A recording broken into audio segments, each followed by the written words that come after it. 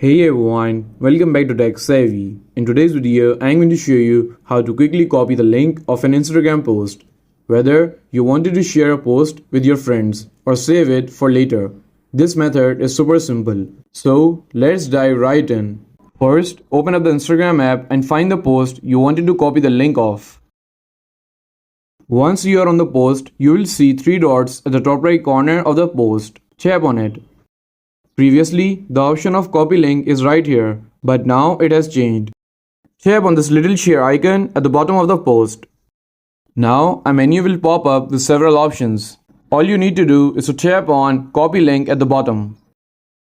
Instagram will instantly copy the link to your clipboard. You can now paste it wherever you would like to.